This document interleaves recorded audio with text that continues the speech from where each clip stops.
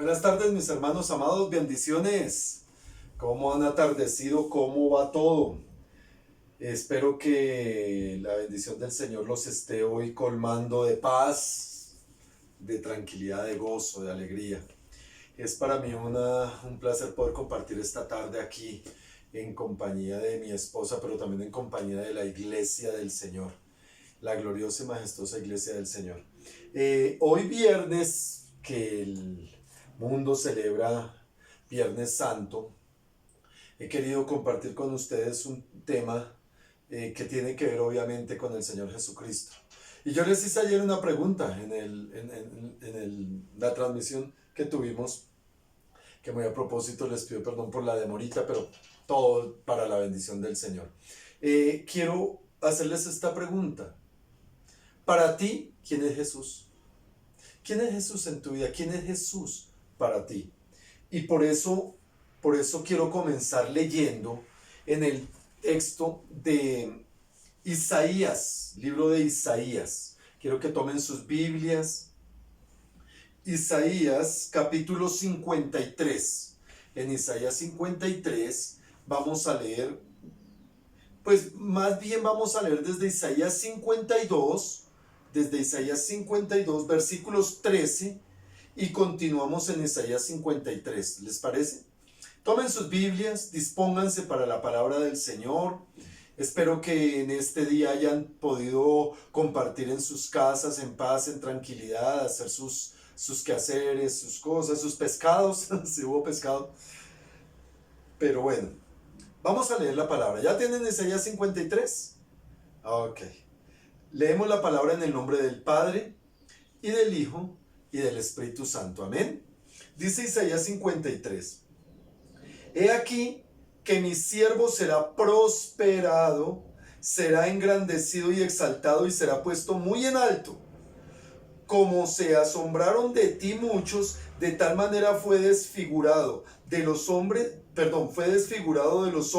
su parecer y su hermosura más que la de los hijos de los hombres. Así asombrará él a muchas naciones. Los reyes cerrarán ante él la boca, porque verán lo que nunca les fue contado y entenderán lo que jamás había sido oído. ¿Quién ha creído a nuestro anuncio? ¿Y sobre quién ha manifestado él el brazo de Jehová? Subirá cual renuevo de delante de él, y como raíz de tierra seca. No hay parecer en él ni hermosura. Le veremos, mas sin atractivo para que le deseemos. Versículo 3 del 53. Despreciado y desechado entre los hombres, varón de dolores, experimentado en quebranto, y como escondimos de él el rostro, fue menospreciado y no lo estimamos. Ciertamente llevó él nuestras enfermedades y sufrió nuestros dolores, y nosotros le tuvimos por azotado, por herido de Dios y abatido. Mas él herido fue por nuestras rebeliones, molido por nuestros pecados. El castigo de nuestra paz fue sobre él, y por sus llagas fuimos nosotros curados. Todos nosotros nos descarriamos como ovejas, cada cual se apartó por su camino, mas Jehová cargó en él el pecado de todos nosotros. Versículo 7. Angustiado él y afligido, no abrió su boca. Como cordero fue llevado al matadero, y como oveja delante de sus trasquiladores, enmudeció y no abrió su boca. Amén y amén. Les pido que por un momento cierren sus ojos, vamos a orar, pídale al Espíritu Santo, dígale: Señor, en el nombre de Cristo Jesús, en esta tarde, Señor, yo te pido que me permitas recibir, Santo Dios, la palabra revelada, entendimiento, para que mi vida sea encaminada, Señor, conforme a tu santa y tu perfecta voluntad. Yo te pido, Señor, dile así: yo te pido, Señor, glorifícate en mi vida, dame sabiduría, dame entendimiento, dame conocimiento, revelación y vida. Y permíteme, Señor, más allá de una circunstancia, poder comprender estas verdades. Más allá de un momento, poder entender tu propósito para mi vida y para los de mi casa. En el nombre de Cristo Jesús te lo pido. Amén y amén. Bueno, mis amados, hoy el Viernes Santo celebra y trae a memoria la muerte de Jesucristo en la cruz del Calvario. Yo les decía ayer que muchas personas tienen conocimiento de Jesús y tienen un conocimiento histórico. Yo les explicaba esto yo creo que es casi que para nadie, diría yo. Para todos es muy conocido, más bien es lo que quiero expresar. Para todos es muy conocido que Jesús nació de María Virgen, que Jesús nació en un pesebre, que fue concebido por el Espíritu Santo, que murió en la cruz del Calvario y resucitó al tercer día. Esa parte histórica es conocida.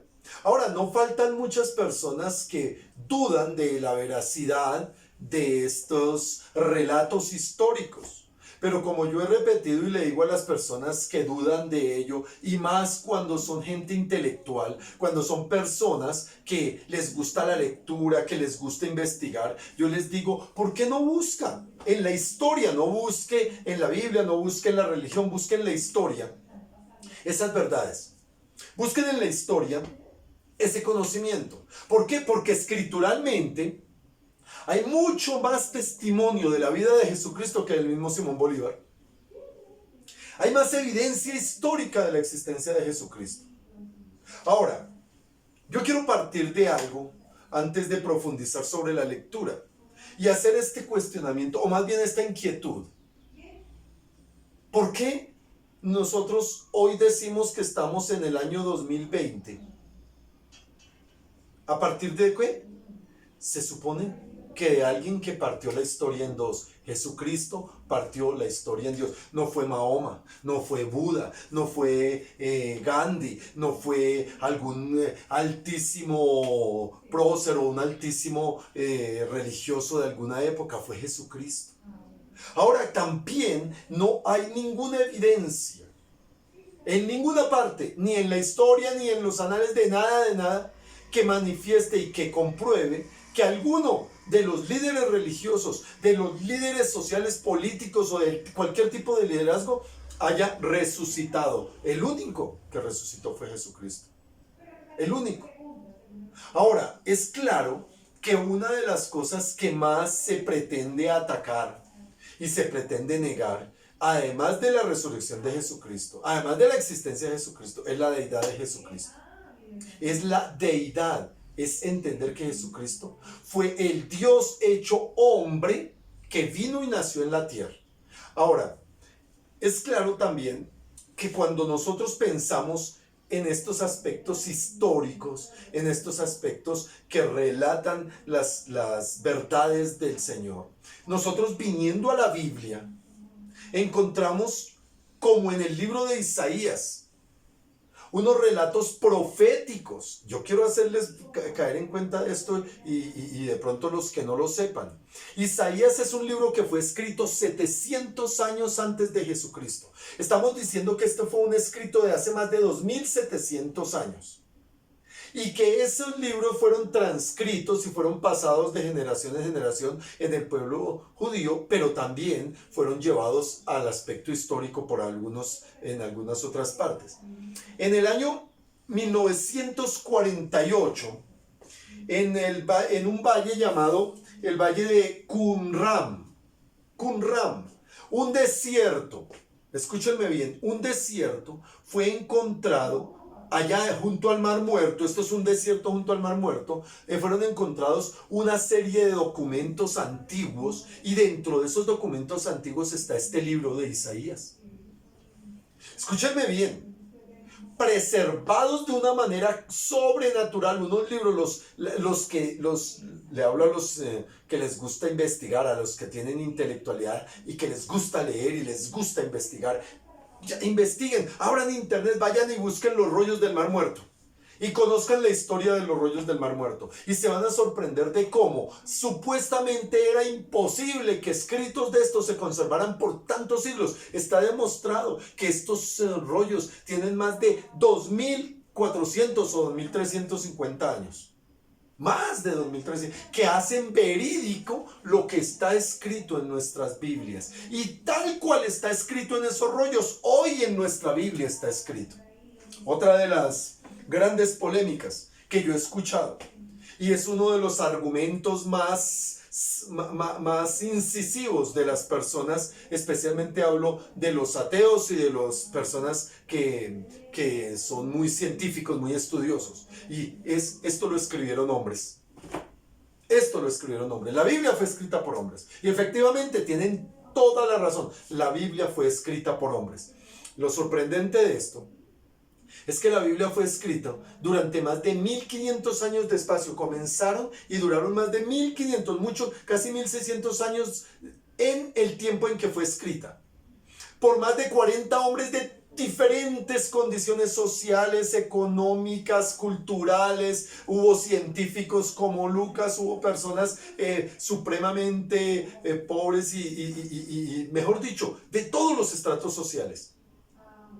Pero ¿sabe qué dice la palabra del Señor? ¿Sabe qué dice? Toda la escritura fue inspirada por Dios.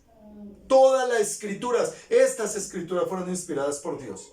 En 1962, dos científicos, y es otra cosa que yo les digo, vayan e investiguenlo. Dos científicos rusos, dos científicos, no sé los nombres, no me los he aprendido, pero yo creo que se pueden encontrar. Dos científicos rusos se dedicaron con todos los elementos tecnológicos que ya existían. Recuerden que en el 1961 ya el hombre fue a la luna. Ya el hombre había ido a la luna en 1961. Acuérdense de esto. En 1962, estos dos científicos deciden ponerse en el trabajo de demostrar la falsedad de la Biblia. Duraron 10 años con todos los elementos tecnológicos. Sacaron 20 conclusiones de la Biblia. No me la acuerdo de todas, pero les voy a decir algunas que después de 10 años de estudios científicos, dos científicos, ateos, científicos que su tarea fue demostrar la falsedad de la Biblia, decidieron investigarla. Y las conclusiones a las que llegaron, ¿cuáles fueron? Primero, y es una de las más asombrosas, este libro tiene un solo autor. Científicamente demostrado, su autor es uno solo. Es el único libro que es perfecto. Perfecto. No tiene ninguna contradicción. Es un libro que en todos los aspectos geográficos, históricos, antropológicos y de todo tipo de aspectos humanos es perfecto. Muchas personas dicen, no, es que esa Biblia tiene muchas cosas que no pueden ser. Investíguenlo. Yo solo siempre digo. ¿Por qué estoy haciendo este preámbulo antes de ir al centro de lo que hoy quiero hablar, que es de Jesucristo? Porque yo quiero hacerles ver y generarles una inquietud, porque esto no alcanzaría, yo ni siquiera tengo tal vez todas las herramientas ahorita para explicárselos y no tengo el tiempo, pero sí tengo la certeza, fruto de 25 años de estar estudiando la Biblia, que esta es la palabra de Dios. Jesucristo cuando vino dijo, mi palabra os dejo, mi paz os doy, mi paz os dejo, mi paz os doy. Pero también dijo pasarán los cielos y la tierra, pero mi palabra no pasará. ¿A qué quiero llegar con este análisis sobre lo que es la Biblia? A que Isaías 700 años antes de que ocurriera, profetizó todo lo que viviría el Señor Jesucristo. Y hay más de 350 profecías directas mesiánicas, más de 350 profecías en la Biblia que hablaban de la venida de Jesucristo y el propósito de la venida de Jesucristo. Y todas se cumplieron. Todas las profecías mesiánicas del Antiguo Testamento se cumplieron al pie de la letra.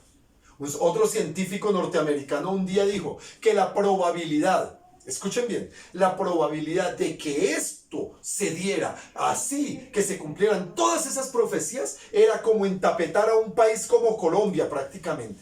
Bueno, digamos que en un país como Colombia, de pronto, digamos, un par de departamentos como Cundinamarca, Boyacá, bueno, para ser más exacto, el científico dijo toda Texas, allá el estado de Texas, que es uno de los más grandes, entapetarlo con monedas de centavo, todo entapetarlo, y dejar en algún lado un huequito y poner a alguien a que lo busque. Que la probabilidad de que encuentre el huequito era la misma probabilidad que había de que se cumplieran las profecías bíblicas respecto a Jesucristo. Por eso, hoy, nosotros, yo como pastor de una iglesia cristiana, como estudioso de la Biblia, puedo tener la autoridad. Tengo la autoridad para hablar y para enseñar quién es Jesucristo.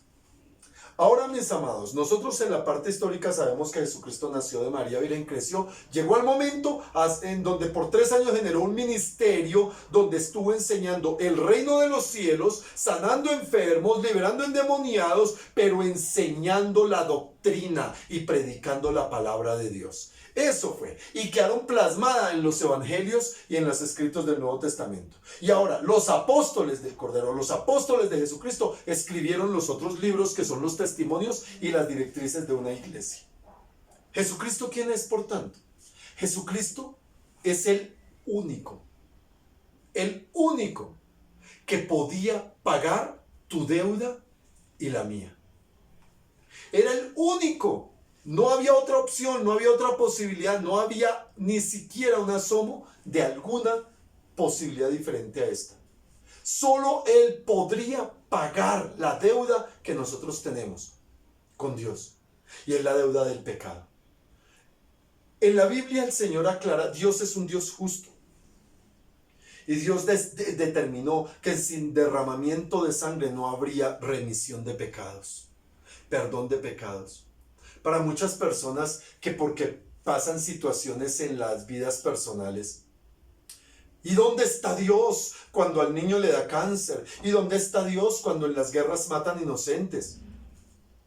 Miren que la hija de Billy Graham es uno de los más grandes, o fue uno de los más grandes evangelistas del mundo del siglo XX. Murió en este siglo.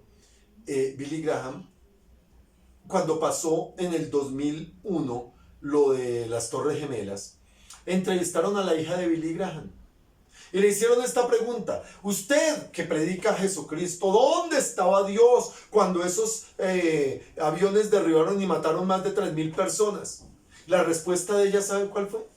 En el mismo lugar donde lo pusieron, todos aquellos que decidieron sacar a Dios de las escuelas, a sacar a Dios de las familias, sacar a Dios de la oración familiar, sacar a Dios del conocimiento de Él, todos aquellos que hoy dicen, ¿dónde está Dios?, debían de preguntarse, ¿dónde puse yo a Dios? Porque saben, una de las cosas que tenemos nosotros en nuestro libre albedrío, decidir creer o no creer. Entonces esta es la cuestión, ¿dónde está Dios? Y la prueba de que Dios permanece está en Cristo Jesús. Porque sabiendo, y como dice en el libro de Romanos capítulo 3, no hay justo siquiera uno. Y todos estábamos condenados al fuego eterno del infierno, porque fuimos creados como eternidad, como seres eternos.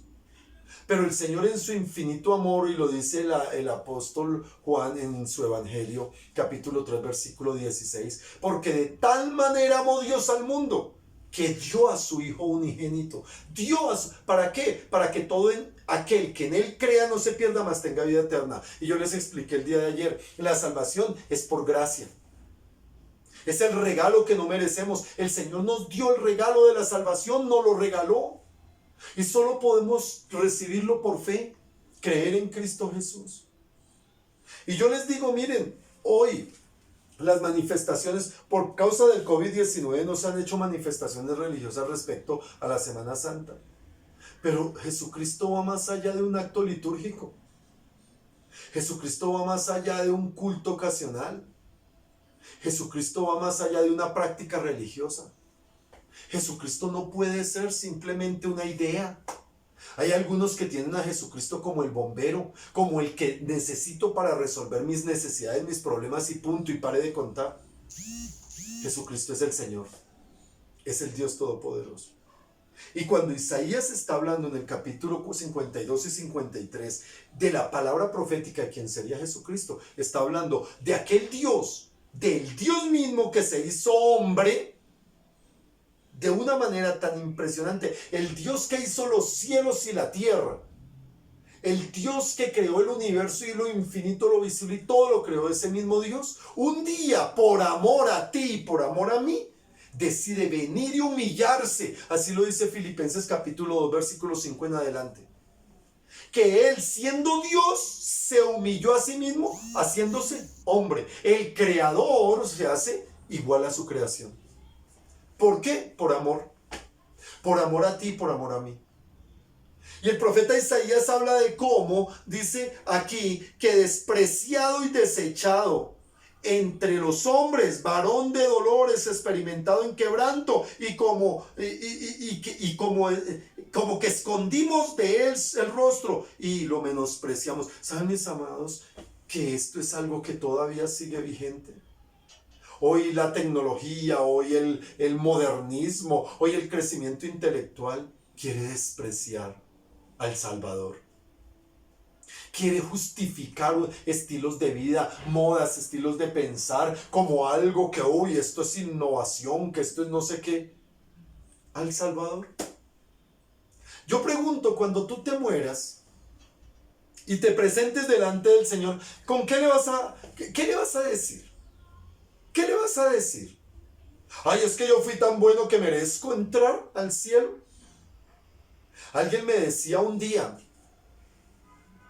¿qué pasa si usted lo que está enseñando es una mentira y no es verdad? ¿Qué pasa si no es verdad? Si solo a la vida es este tiempo y después de que uno se muere en este ya se acaba todo y no hay más.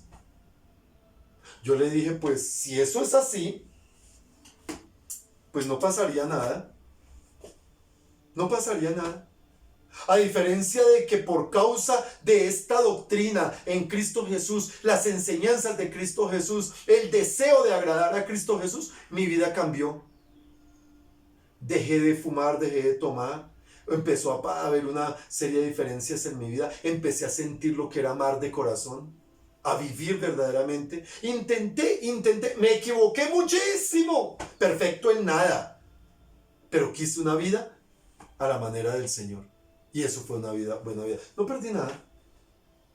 Pero esta es la pregunta que yo le hago a los que dicen no creer en el Señor. Esta es la pregunta a los que yo le digo. La pregunta que les hago a los que dicen que Jesús no es verdad y que esto es una mentira. ¿Qué tal si es verdad?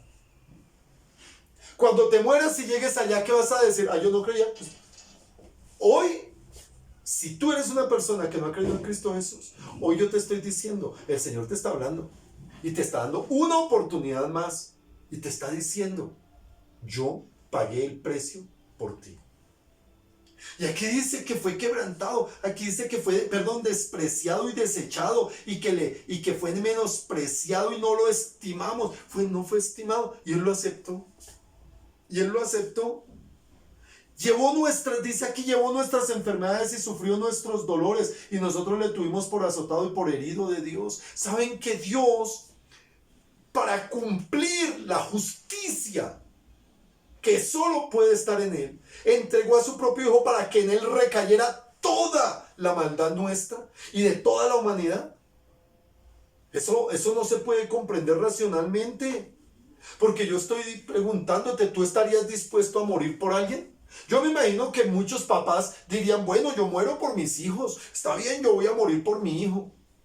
Y listo, perfecto. Hasta por mi familia, listo, perfecto. Pero tú morirías por el que te hizo daño, por tu enemigo. ¿Morirías por el que te maltrató? ¿Morirías por otro? ¿Morirías por otros? Ahí es donde está la gran diferencia. ¿Qué es lo que hace la gran diferencia en este sacrificio de Cristo Jesús en la cruz? Donde Él dice aquí, como oveja que fue llevada al matadero, no abrió su boca, no dijo nada. ¿Saben? En la cruz, una de las 7 palabras del Señor fue, Padre, perdónalos porque no saben lo que hacen. Perdónalos porque no saben lo que hacen. ¿Tú te imaginas si el Señor, en lugar de decir perdónalos porque no saben lo que hacen, dice, Padre, ¿no es justo? ¿Qué tal hubiera dicho no es justo? Yo soy de los que cree, hermano, todo el universo habría desaparecido en ese momento. Pero Él lo que dijo fue perdónalos. ¿A quiénes? A los que los estaban matando, a los que los estaban señalando, pero estaba hablando de ti y de mí. Estaba hablando de nosotros. Porque de esto se trata la gracia, de que nos regalan la salvación, nos la dan gratis, nos la regalan a pesar de nuestra maldad, a pesar de nuestro corazón, a pesar de nuestra dureza, a pesar de nuestra indiferencia, a pesar de nuestra incredulidad. El Señor te ama tanto que entregó su vida. Estaba leyendo, no logré anotar los nombres, son dos científicos actualmente de dos universidades, una inglesa y una norteamericana, que hicieron un estudio de la muerte de Jesús en la cruz y hablaban de la manera como él tuvo que haber muerto. Y según los relatos, no sé, yo creo que la mayoría de ustedes han visto la película La Pasión de Cristo. Creo que hoy por algún lado la van a dar. En algún lado van a dar La Pasión de Cristo. Si no es hoy, es mañana. Pero seguro que la dan. En esa película hacen evidente algo que sucedió. Cuando Poncio Pilato les dice, llévenlo, golpéenlo, pero no lo maten, los soldados romanos dice que flagelaron de tal manera el cuerpo de Jesucristo que utilizaron algo que se llama un azote. Azotaron al Señor. El azote era un mango de hierro con una serie de cuerdas de cuero, y en la punta de las cuerdas de cuero colocaban pedazos de piedra, pedazos de vidrio, pedazos de hueso. Y a él le dieron 39, porque se supone que eran 39 latigazos lo que le podían dar. Le dieron 39 latigazos en su espalda. Pero la Biblia describe que a él lo deformaron por todo su cuerpo. Significa que le dieron por la espalda y le dieron por delante. A él lo escupieron, lo abofetearon, lo golpearon, lo maltrataron. Los estudiosos de la ciencia, hablo de los estudios, dicen que posiblemente él pudo haber perdido como 1,5 litros de sangre en ese momento. Ahora, yo no sé si ustedes han donado sangre. Cuando donamos sangre, creo que no alcanzamos a donar ni 1 litro. Son como 400 mililitros, una cosa así, que yo dono seguido, entonces me acuerdo. Y hay ocasiones donde uno está ahí acostadito y dona sangre, y al pararse le da el... Imagínense, Jesús, entre el lapso de las 9 de la noche, que fue el momento en que lo tomaron preso, a las 9 de la mañana, más de 12 horas, donde lo empezaron a juzgar, donde empezaron a golpearlo, lo torturaron y lo azotaron cerca de las 11. Cerca de las 12. Lo llevaron y lo crucificaron casi a mediodía o despuesito a mediodía. Y supuestamente muere cerca de las 3 de la tarde. ¿Ustedes se imaginan cuánta sangre derramó? Y la Biblia dice que por el derramamiento de su sangre, dice que la tierra fue maldita por el pecado de un hombre llamado Adán, pero que la tierra luego esa maldición fue quitada por la sangre derramada de Cristo Jesús. Pero dice aquí la palabra que nosotros nosotros lo tuvimos por despreciado. Y nuestras acciones, hermano, nuestra falta de fe, nuestra falta de conocimiento de Jesús, entiéndame, la falta del conocimiento real de Jesús. Yo no estoy hablando de fascinaciones o fantasías animadas de ayer y hoy. Yo no estoy hablando de cuenticos de hadas, estoy hablando de verdades históricas, pero también de verdades eternas. Hay muchos que todavía desprecian de una manera tan, ay, ese Jesús y esa religión. No es religión, yo no les estoy hablando de religión, les estoy hablando del Salvador del mundo. Y lo más tremendo es que, como dice aquí la palabra del Señor, que Él fue herido por nuestras rebeliones, molido por nuestros pecados, y el castigo de nuestra paz fue sobre Él, y por su llagas fuimos nosotros curados. ¿Saben qué hizo Jesús en su cuerpo? Se llevó no solo nuestras maldiciones y nuestros pecados, también nos dio vida y salud. Y hay muchos que no han entendido. Hay muchos que solo buscan al Señor y quieren ir a ver si alguien les pone la mano encima y van a ver si se sanan. No, Jesús no es un milagrero de turno, pero Jesús es alguien que prometió que si tú confías en Él, crees en Él, esperas y que confías en Él, Él hará su voluntad. Él hará.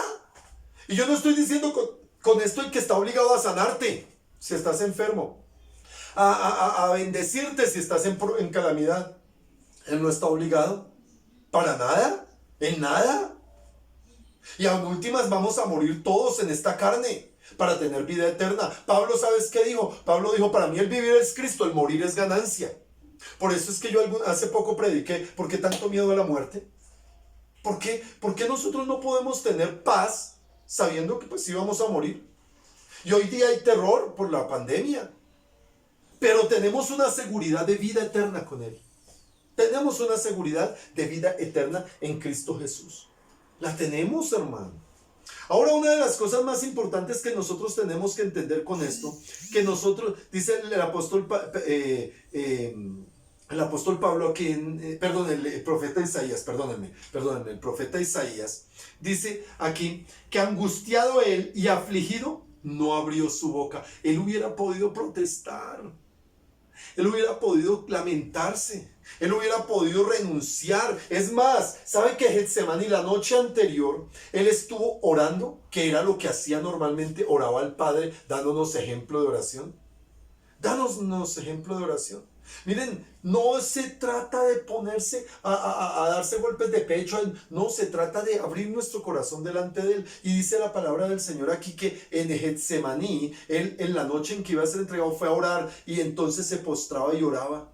Y en su angustia, porque ¿sabe cuál era su angustia? Porque sabía que él iba a ser separado de su padre, que en su carne, naturaleza carnal que estaba, iba a sentir la separación. Mira, a Jesús no le interesaba ni cinco el dolor.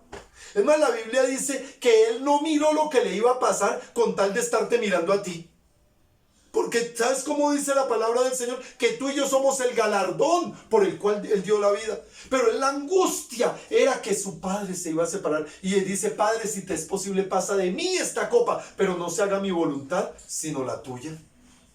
Y con todo y eso, Él en el Evangelio según San Juan dice, yo tengo autoridad para dar la vida y para tomarla. Él no había podido parar. Ahora, cuando Él fue apresado, Pedro saca una espada y va y le quita la oreja a Malco, a uno de los sirvientes del sumo sacerdote, al acólito. Va y le quita la oreja. Y el Señor llega y le dice, Pedro, guarda tu espada porque si yo quisiera, mira lo que es, si yo quisiera, le pediría a mi padre y me mandaría 12 legiones de ángeles. 12 legiones. ¿Sabes qué era una legión? Es 6,000 soldados. 12 legiones serían 72,000. Creo que serían 72,000 ángeles. ¿Tú sabes qué serían 72,000 ángeles defendiendo al Señor? Si en la Biblia, en el libro de Josué, habla de que un angelito, yo siempre lo he dicho así, el angelito más chiquitico del cielo, el más desocupadito, por allá lo mandó el Señor, vaya, el más desocupadito, en una sola noche, sin despeinarse, mató a 180,000 hombres. Así, en un momentico, mató a 180,000 guerreros. ¿Tú te imaginas 12 legiones lo que hubiera pasado si el Señor dice, ven, protégeme? Hubiera pasado, pero no hubiera habido redención para el mundo. Pero Él prefirió callar. Él prefirió, ¿por qué? Porque te veía a ti y me veía a mí. Tú y yo somos el galardón para el Señor. Cuando creemos en Él, cuando confiamos, cuando aceptamos que su muerte fue por mí. Y este es el sentido más profundo de la fe. Y este es el sentido más exacto y más verdadero de la fe. Yo no tengo fe para que me vaya bien, yo no tengo fe para que las cosas yo no tengo fe para ser salvado, yo tengo fe en Cristo Jesús como mi Señor y Salvador. Yo creo que Cristo Jesús murió y resucitó fue por mí. Esa es mi fe. Y esa es la fe que me da la gracia. Y esa es la fe que me permite ser parte de la familia de Dios y me permite compartir de las bendiciones y la gloria eterna de Dios. Yo no sé si en esta vida me dará una enfermedad y moriré de una enfermedad o aplastado de un carro o de viejo. Yo no sé cómo voy a morir, pero lo que sé es que el día que muera estoy en la presencia de mi Padre. No por mí, que yo sea bueno. No porque, es que hago tantas cosas buenas. No porque hablo tan bonito. No, es que por la pinta o por lo que tengo, por lo que sé. No olvides, eso no sirve de nada. Lo puedo disfrutar porque he creído. He creído, dice Juan 1, capítulo 1, versículo 12, a lo suyo vino, mas los suyos no lo recibieron, mas a todos los que le recibieron, los que creen en su nombre, les dio potestad de ser hechos hijos de Dios. Y yo he creído y soy hijo de Dios por eso. Y espero que tú seas hijo de Dios. Y espero que tú puedas comprender estas verdades tan profundas que son lo que es verdaderamente Jesucristo. El que se entregó, el que se ofreció. Ahora déjame decirte algo casi para terminar. Jesucristo es Dios. ¿Sabes qué dice Filipenses? Se los voy a leer aquí en la versión, en la versión del lenguaje actual. Filipenses capítulo 2, versículo 5. Dice así: tengan la misma manera de pensar que tuvo Jesucristo. Miren este llamado tan impresionante. Aunque Cristo siempre fue igual a Dios, no insistió en esa igualdad. Al contrario, renunció a esa igualdad y se hizo igual a nosotros, haciéndose esclavo de todos. Como hombre se humilló a sí mismo. Aquí está uno de los secretos. Humillación. Como hombre se humilló a sí mismo y obedeció a Dios hasta la muerte. Humilló y obedeció. Y murió clavado en una cruz. ¿Saben qué es lo más tremendo de toda esta historia de Jesús? O bueno, una de las cosas más tremendas, que la cruz no es santa. Perdónenme, señores y familia católica, o los que me estén escuchando, no quiero ser ofensivo y por favor no me vayan a tomar a mal. Pero la cruz es maldita, no es santa. Jamás, jamás. La cruz fue un símbolo del cristiano y jamás debería de ser un símbolo, porque la cruz es el basurero espiritual. La cruz es el basurero donde fueron clavadas todas las maldiciones, todos los pecados, toda la inmundicia de toda la humanidad. Eso es la cruz. El que es santo es el que murió en la cruz. Y si yo quiero ser salvo, debo mirar la cruz de Cristo. No la cruz de palo que digo, no, la cruz de Cristo. Es decir, debo ir a ese sacrificio a través de mi fe. Debo ir a esa cruz para decir: Señor, esta es mi inmundicia y la clavo en la cruz con tu muerte. Para los que quieren saber de dónde salió el símbolo de la cruz, el símbolo de la cruz para supuestamente los cristianos católicos surgió por las cruzadas que comenzaron más o menos en el siglo VII después de Cristo, siglo VIII. Desde el mismo momento en el que en el siglo IV, cuando el emperador Constantino tuvo un sueño y vio una cruz encendida, él decidió que el cristianismo sería la religión oficial del imperio, y la adoración a la cruz comenzó como 3 siglos después. La cruz no es santa. El santo es el que murió en la cruz. Y nosotros no podemos darle adoración a un símbolo, a una cruz o a una imagen. Debemos darle adoración al único y verdadero Dios, que es el que murió y resucitó. Y si hoy tú quieres recordar y ver la muerte y la vida de Jesucristo, hoy puedes hacerlo desde tu corazón con la fe en Él, confesando y creyendo en Él, viviendo una vida buscando agradarle a Él, buscando conocerle a Él. Yo siempre he retado a las personas que me dicen que este libro es puro. Claro, intelectualmente la Biblia no le habla a nadie. Espiritualmente es que la Biblia habla. Por eso yo les invito a que entendamos que este Dios que se hizo hombre, fue como oveja llevada al matadero. Pero ¿saben qué es lo más tremendo? Aquí en el versículo profético de Isaías, versículo 10 del capítulo 53, dice: con todo esto, Dios quiso quebrantarlo, sujetándole al padecimiento, cuando haya puesto su vida en expiación por el pecado. Verá linaje, que somos nosotros, somos el linaje, verá linaje, vivirá por largos días, y la voluntad de Jehová será en su mano prosperada. Nosotros somos la prosperidad de Jesús. A veces daría pena decirlo, pero fue por nosotros que pagó. Fue por nosotros que murió. Fue por nosotros que se entregó. Este es el Jesús. Ahora yo podría relatarles algunas historias más del cuando murió en la cruz. Sí, ese es un buen conocimiento. Hoy ayer se habló del lavamiento de los pies, de la última cena, de todas estas cosas. Y podríamos hoy estar recordando que a esta hora, pues aquí en Colombia, donde yo estoy, son las 4:41. Ya Jesús había muerto. Y fue enterrado. Y fue llevado a un sepulcro donde duró allí viernes, sábado y el domingo. Resucitó. Ya el domingo resucitó. Pero eso fue hace 2000 años. Eso no fue ahorita. Yo no puedo decir, ay, hoy estoy enterrando a Jesús de nuevo porque pobrecito. No, la Biblia dice que Él murió una vez y para siempre y vive y reina por los siglos y Él vendrá. La Biblia dice esto, que el que murió como cordero ya regresará, pero en poder y en gloria. Ya no vendrá como cordero, ya vendrá con toda su autoridad para juzgar al mundo. Para juzgar al mundo. ¿Y saben quiénes seremos libres del juicio? Del juicio de condenación. Todos aquellos que por fe hemos creído en Él y fuimos perdonados y fuimos limpiados del pecado y fuimos redimidos por la sangre y que hemos creído y vivimos para Él y que cuando muramos vamos a estar eternamente con Él. No por nuestras justicias, sino por las de Él. No por nuestras obras, sino por la de Él. No por nuestra condición o capacidad, solo por la de Él. Solo por la de Él tendremos vida eterna. Y este es el mensaje que el Señor vino a traer al mundo. Este es el reino. Cuando Juan el Bautista vio a Jesús caminando, dijo, he aquí el Cordero de Dios que quita el pecado del mundo. Él es. Él es. Y luego el Señor habló del arrepentimiento y dice, arrepentidos y convertidos porque el reino de los cielos se ha acercado. ¿Sabes cuál es el reino de los cielos? Jesucristo en tu corazón.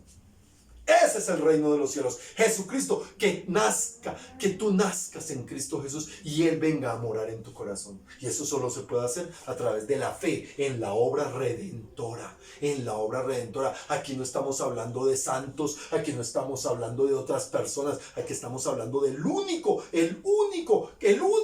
que pagó y que podría pagar la deuda que todo el mundo teníamos. Por eso yo les invito, hermanos y amigos, que este tiempo que queremos recordar la obra de Jesús, aquel que partió en dos la historia, porque no está antes de Buda, no está antes de Mahoma o después de Mahoma, está antes de Jesucristo y después de Jesucristo. Señores estudiosos, piensen por qué es en Jesús y no en otro, y por qué media humanidad, más de media humanidad tiene un calendario después de Cristo. ¿Por qué Jesucristo es el personaje central de la humanidad? ¿Por qué? ¿Simplemente porque se inventaron historias por allá unos desocupados? Historias que han trascendido por más de 4500 años. Palabras proféticas escritas hace más de 4000 años de la venida de Jesucristo y que se han cumplido al pie de la letra. Pero hay otras palabras proféticas que vienen para nosotros, para los que somos hijos de Dios y para los que no son hijos de Dios. Averígüelas. Conoce a Jesucristo, es mi invitación. Y el llamado que yo te hago a través de la palabra y a través del propósito que el Señor nos ha dado es: recibe a Cristo como tu Señor y Salvador. Más allá de cualquier creencia o cualquier religión, Cristo Jesús es una relación de vida. Relaciónate con Jesús. Confiésalo con tu boca si crees que Jesús es el que dice la Biblia que es. El que dice la Biblia, hermano, es el que le dice la Biblia. Conócelo a través de la Biblia. Conócelo. Y te sorprenderás lo que el Espíritu Santo te revela. ¿Por qué no hacemos una oración? Yo quiero invitarles a todos aquellos que me escuchan, sean cristianos, creyentes o no. ¿Por qué no oran conmigo? Y hoy que se conmemora un año más de la muerte de Jesucristo, tú decides creer en Él y recibirlo en tu corazón, porque Él no está muerto. Entiéndanme, Él resucitó, la tumba está vacía. Se puede encontrar la tumba de Mahoma, se puede encontrar la tumba de David, se puede encontrar la tumba de Buda, se puede encontrar la tumba de todo. La tumba de Jesús no se encuentra porque no existe tumba para Jesús. No hubo tumba que lo retuviera. Él venció la muerte para que tú y yo tuviéramos vida y vida en abundancia. Por eso les invito a orar. Cierra allí tus ojos, dile: Padre, yo te doy gracias en esta mañana, en esta tarde, en esta hora. Te doy gracias por la bendición que me das a través de este privilegio y la oportunidad de poder conocer más de Jesús. De esa obra profetizada hace más de 2700 años en el libro de Isaías, pero la obra ejecutada hace 2000 años en la cruz del Calvario. Y hoy 2000 años después, más de 2000 años después, poder vivirla desde nuestro corazón. Gracias, porque sabemos que ese sacrificio fue por mí. Dilo así: ese sacrificio fue por mí, Señor. Y yo hoy lo recibo, Señor. Hoy recibo ese regalo de mi salvación. Hoy recibo esa promesa cumplida, Señor, a través de tu palabra. Con que yo solamente crea y confiese, puedo ser salvo, puedo ser miembro de tu casa, de tu familia. Y te pido en el nombre de Jesús, Señor, ayúdame a entender esas verdades. Ayúdame a doblegar mis dudas. Ayúdame a saciar mis curiosidades. Pero ante todo, ayúdame a vivir tu verdad y en tu presencia. Ayúdame a vivir para ti. Yo te lo pido, Señor. Te doy gracias. Yo bendigo cada vida que está mirando este video y que está escuchándonos en esta tarde.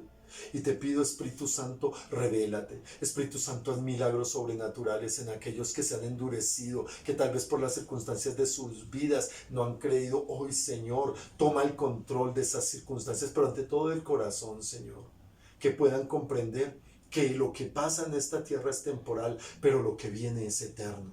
Y esa eternidad sin ti va a ser en el infierno, pero contigo va a ser para salvación eterna. Por eso te damos gracias, Señor, en el nombre de Jesús. Amén y amén.